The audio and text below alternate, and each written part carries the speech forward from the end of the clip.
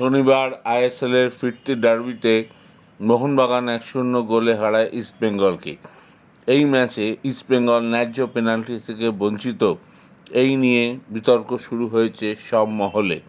মোহনবাগানের আপুইয়ার হাতে বল লেগেছিল, বিষ্ণুর মারা শট মোহনবাগানের বক্সে লেগেছিল আপুইয়ার হাতে, তা সত্ত্বেও পেনাল্টি দেননি রেফারি এবং এই সিদ্ধান্ত সব দিক থেকেই ঝড় তুলেছে। সাংবাদিক বৈঠকে অবশ্য ইস্টবেঙ্গলের এই দাবিকে জলে মিশিয়ে দিলেন ভারতীয় ফুটবলের অর্থাৎ এআইএফএফের মুখ্য রেফারিং অফিসার ট্রেভর কেটেল। তিনি অবসান ঘটালেন, জানিয়ে দিলেন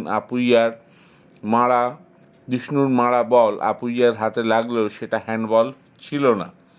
সাংবাদিক বৈঠকে কেটেল বলেন, হ্যান্ডবল নিয়ে আমাদের ভুল ধারণা আছে। বল হাতে লেগেছে নাকি হাত বলে লেগেছে এই বিষয়টা আগে পরিষ্কার হওয়া দরকার। আমরা যেটুকু দেখেছি, আপুইয়া যে পজিশনে ছিল তিনি হাত সরানোর চেষ্টা করেছিলেন কিন্তু সময় পাননি। আমি নিশ্চিত ওটা পেনাল্টি ছিল না, রেফারি কোনো রকম ভুল করেনি। তবে তিনি আসার পর ভারতীয় রেফারিং উন্নত হয়েছে এবং শুধু আইএসএল নয়, আই লিগেও সেটা উন্নত হয়েছে আগের থেকে, দাবি করেন কেটল। যদিও ইস্টবেঙ্গল এই ব্যাখ্যায় সন্তুষ্ট নয়, তারা ইতিমধ্যেই কালকে নিজেদের ক্লাব তাঁবুতে একটি সাংবাদিক সম্মেলন ডেকেছে। সম্ভবত এই নিয়েই তারা কথা বলতে যাবে।